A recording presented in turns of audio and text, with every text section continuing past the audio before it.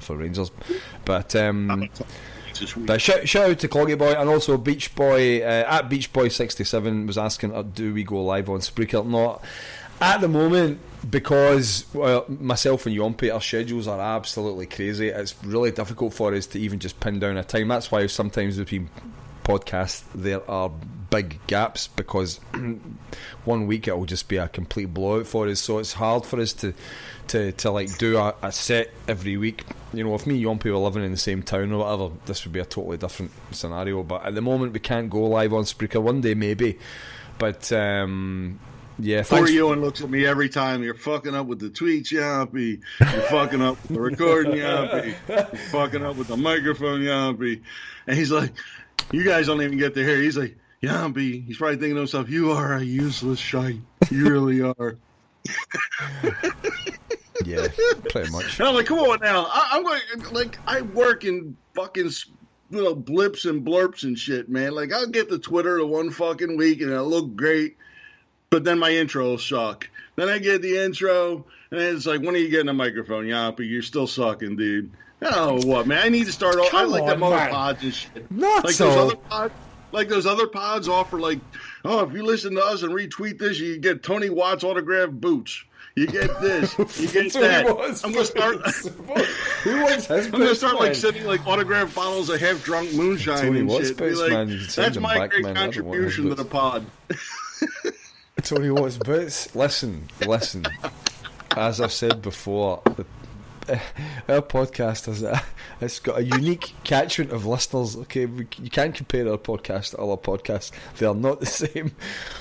I'm sending illicitly fucking produced alcohol across fucking like country lines and shit. Yeah. Man, retweet us and you get some fucking grain alcohol. Listen, mate, the only thing I've asked you to do for this podcast is buy yourself a mic. I think even, was it Bam Bam? Kyle was saying he was going to help you. Cause we had a guest on a while ago who knows a little bit about the technical side of podcasting, and he promised that he said he was going to help Yahmpy. So that was my only comment. But no, you're all right, mate. I just need you to turn up half drunk, you know what I mean, and have a laugh. That's what it's all about, man. That's what it's all about, mate. But the only problem with getting out to Bam Bam isn't exactly like, you know, we sit here and laugh about how far apart we are. Fucking Bam Bam ain't no better. It's just a South Jersey. You know, you guys think I'm fucking kidding when I tweet out that shit from The Sopranos. He's in Philly, isn't he? Is he in Philly? Dude, when I tweet out that shit from The Sopranos about fucking Paulie Walnuts being in the woods with Christopher and shit in South Jersey, he's like, I'm tired. My fucking head hurts. This guy was an interior decorator. He killed 16 Czechoslovakians. That's South Jersey. We're lucky we get fucking good signals every so often down here, man. Hey, Bam Bam is like fucking hours away. Like the equivalent of like further, like Glasgow to Edinburgh. How like far away? How far? So where does he live? Does he live in Philadelphia? Or does he? He lives out in the sticks of He lives in Dublin. Dublin, Pennsylvania. You said that. It's like Westchester or something, is it? Or something like that. He lives... Yeah, so I got to drive like through 52 fucking counties, driving across the river, out in the Pennsylvania shit, in the middle of nowhere. Is that like 3 hours, is it? 3 hours drive or something? And there's like state troopers everywhere. They're looking to pull over anybody with a Jersey plate, because they got nothing the fuck better to do except hump deer out there. And it's like, okay, did you get something to hide? Did you get a fucking body in the trunk or something? Dude, it's fucking a mess to get out there. And then I got to find my way to fuck home, which means I can't even sit there and enjoy myself out there, have some beers, have a good time. It's like, all right, now I got to turn around sober and drive all the way to fuck back. It's like, are you kidding me, man? Driving sober, that's your problem. Okay, I'm never getting to the real fucking cause of the root cause of the problem. I get it, mate. I get it. Listen, it's like everything in South Jersey. Everything in South Jersey is 2 hours away from something the fuck else. We're 2 hours away from Baltimore. We're 2 hours away from New York. Fucking 2 hours away from Bam Bam and his good microphone deal. It's a fucking dumpster fire, bro. Just get him to send you it, man, and he'll tell you how to set it up. You know what I mean? Anyway, listen, the people don't want to hear about Bam Bam and his mic. I'm just saying, you know what I mean? Like, he can sort you out. Just we'll get him on a Skype call and he'll show you how to connect it. You know what I mean? It's a microphone. It's not a fucking. You know what I mean? It's not rocket science, mate. You'll be fine. But I'm just hoping Bam Bam has a free one or something and hooks me up. Well, You know, you know what I mean? Because I think the people would like you to. I mean, as we said, you got a wee something going on. You could do a wee thing on the side, mate. It'd be good. Anyway, it's Christmas time. We'll talk about that. We'll talk about that because after the reason I say that is because after Christmas there's going to be a few changes.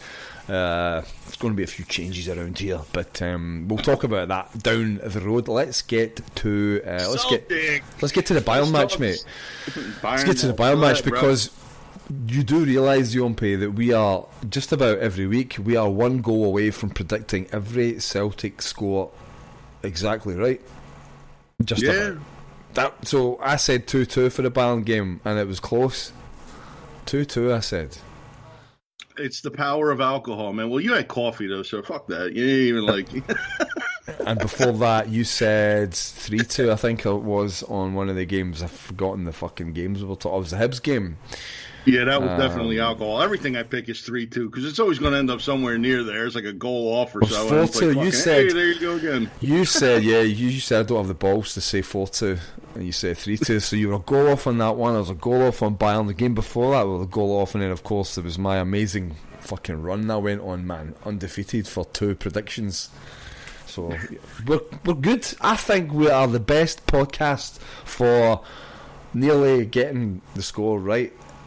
Just about. And if you retweet our pod, we'll give you an autographed betting slip that we never actually put the fuck in with a fake score that we actually just made up after the podcast. If you retweet our podcast, I'll give you an old label scraped off a Bucky bottle, autographed by Yahmpy and myself.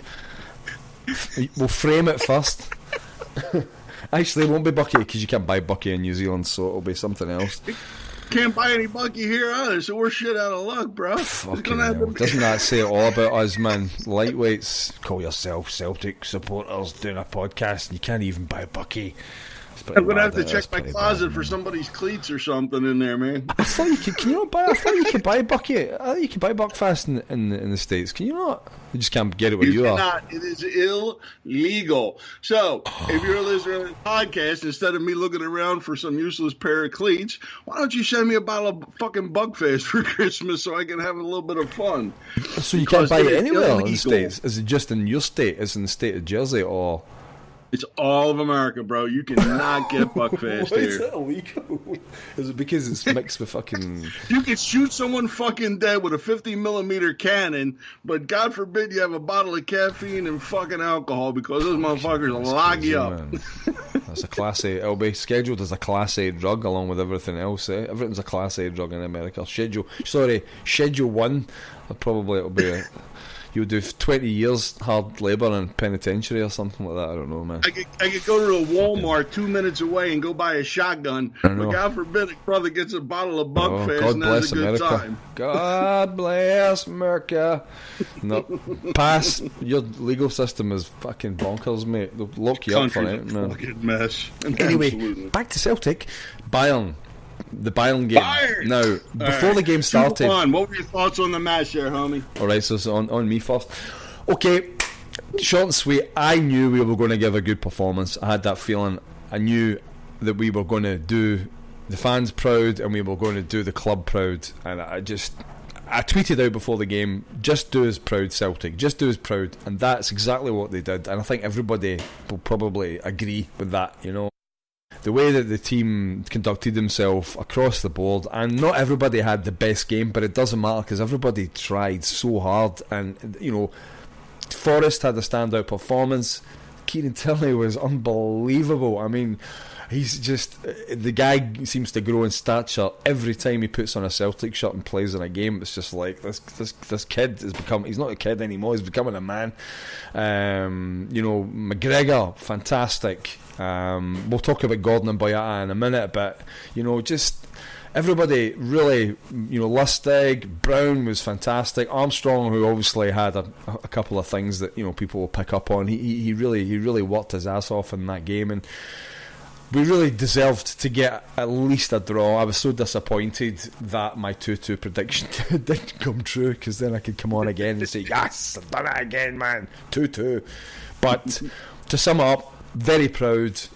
Excellent game, excellent atmosphere. I think Bayern went away with a bit of respect, and we showed people that we're not here to just get rolled over and beaten up and dumped into the Europa League. So well done, Celtic. Really, really proud. Really, really proud of that game. So yeah, that's it from me, man. For me, it's basically the same thing. We almost equaled them in possession the whole match. McGregor was fucking unbelievable. Absolutely, easily my man of the match for Celtic. He was fantastic. He outran everybody on the pitch for distance. Everybody. That includes Bruni, who usually leads Celtic in that statistic all the time. He outran all the Bayern Munich players as well. Dude had a fucking tireless engine, played his ass off. Got the only goal, well taken. Made up for the one that he didn't do so well with the last time. And what was that? Mönchengladbach. Mönchengladbach, yeah. Against Borussia Mönchengladbach. James Forrest continues to impress, man. You're not really feeling the hit of that Paddy Roberts not being there at all. Yeah. I mean, give Forrest his props, man. The kid's playing his ass off. Fantastic. Leading back to what we were saying on the that tweet about, with the Academy boys doing really well. Kieran Tierney, does he really ever have a bad day? I mean, seriously. I mean, it's just, again, another strong performance. Getting to the guys that we had talked about before that we had made the focal point of one of our pods, Gordon and Boyata. And you've gone there already? Okay. I'm warming up now. Yeah, I'm getting ready. I'm definitely going there, man. Because you know that was something we're the only fucking pod that was going on about that and shit. And everybody else is just like, this and that, da-da-da-da-da. And it was like, that was our the thing that we knew that there should be some focus on that. Yeah. And you see that first goal, and let's call it what it was. It was that fucking handball. It should have been called. Play should have been fucking dead. It was. You gotta play to the whistle. So when you see, it's bad enough Boyata did that thing where he tunes out, and we talked about I saw that boy's tweet, and he was it myth or reality? Does Boyata tune out from time to time? And we said, yeah, he does, especially towards the middle of the pitch. He seems to get that deer in the headlight shit going on. And sure enough, here comes the kick from their keeper, and he's just kind of like jogging the fuck along, coasting back a little, kind of like just, wow, man, look at the big crowd all hyped into the match. Was that a fucking ball? And it's like he tuned out for that split fucking second, and all of a sudden the match is right on top of him. And it don't fucking matter if there's a handball or not. Yeah. If he plays the fucking ball like he's supposed to, we're not even having this discussion. Yep, pretty much. And he didn't. Yeah, and he didn't. So that's a big enough problem. Then Gordon coming all the way to fuck out. Dude, I was a keeper in high school. I never had done something as stupid shit as that. I don't know where the fuck the boy's head is from time to time. And I stood up for Gordon in that pod where we talked about it. I said, everybody needs to dial it back off him. Well, guess what? He deserved pelters for that because it's a fucking amateur schoolboy move. I'm running all the way out and fucking just, what am I doing? I'm raising my arm expecting the call, and nobody's going to give you the fucking call. If he stays in the fucking goal, we're not really having much of discussion either, because at the top of the 18, he can fucking challenge the guy in on net. He didn't do that. He kind of clowned himself there. Yeah, I've got thoughts on that whole thing that happened with Gordon and Boyata. I've got a bit of a kind of a wee bit of a theory going on that. Like, if you look at what happened there, it was definitely the two of them, as far as I'm concerned, the two of them were to blame for that, right? And I would put the lion's share of the blame on Boyata, because he did switch off. You look at how Gordon suddenly starts to come out, the ball's coming down. Now Boyata's like, okay, what's happening here? And Gordon's like, okay, I better come out. The reason that that's happening is because I believe that Gordon doesn't have any confidence in his defence, and I don't think Boyata has got any confidence in who's behind him. See, if you're a keeper and you've got central defenders that you're confident and you know what's going on with them, they play week in, week out, the communication between your central pair and the keeper is vital. It's probably, I mean, between the defence and the keeper is vital, but your two guys, your two centre backs, it's vital that they're always talking and communicating, especially in a situation like that where there's they're launching over the top when they're trying to get on. The runners are trying to get on the end of it. You've got to communicate. You've got to know exactly what's going on. For me, there's hesitancy in that situation simply because they don't have confidence in each other, and that's maybe down to the fact